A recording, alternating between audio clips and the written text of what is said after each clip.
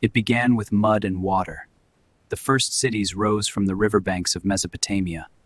Someone carved the first law into stone. Someone crowned the first king. And just like that, humanity decided it needed rulers. Egypt built monuments to eternity. Pharaohs who called themselves gods. Pyramids so vast they would outlast the language that named them. Power made permanent in stone. Then came the conquerors. Alexander crossed the known world before he turned 30. He burned Persepolis to the ground. He wept when there were no more lands to take. And when he died, his empire died with him. Rome said it would last forever. They always say that. The columns cracked, the fires spread, and the people who built the world just walked away. The first great order was over. Darkness came. While Europe slept, the East was wide awake.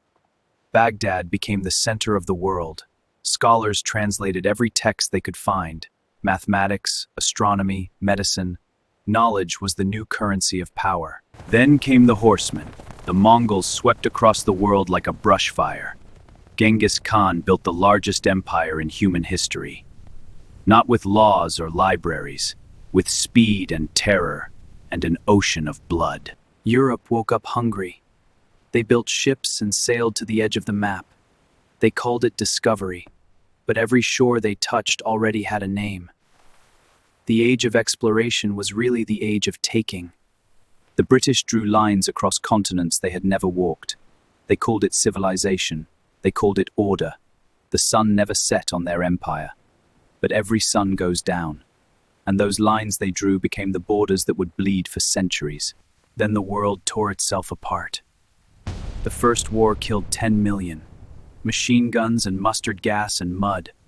Empires that had lasted centuries collapsed in 4 years. And nobody learned a single thing. 20 years later, they did it again. Worse. The Second War consumed 50 million souls. And it ended with a light brighter than the sun. A weapon that could erase cities. Humanity had finally built something powerful enough to destroy itself.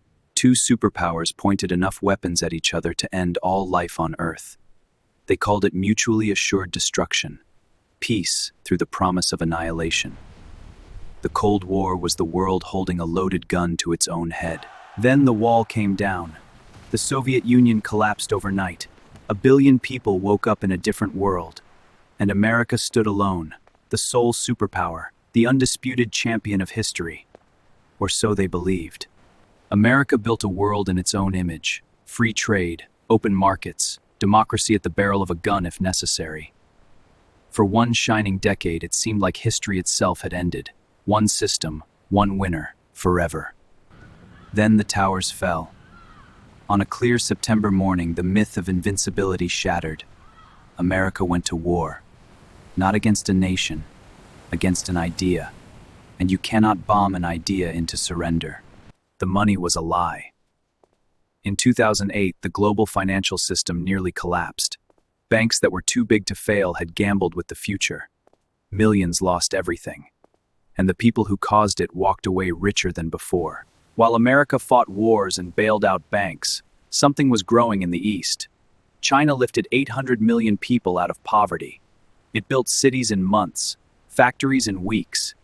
And it watched, and it waited. In 2018, America fired the first shot. Not a bullet, a tariff.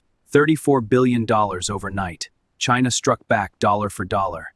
And the world realized this was not a trade dispute. This was a war for the future. Then a virus shut the world down.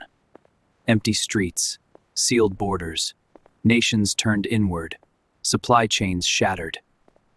And in the silence, the cracks in the old order became impossible to ignore. Now the race is for everything. Artificial intelligence, quantum computing, hypersonic missiles. Taiwan sits in the middle, building 90% of the world's advanced chips, the most dangerous flashpoint on Earth, and both sides are circling. I have watched every order rise, and I have watched every order fall. The pattern never changes, only the weapons.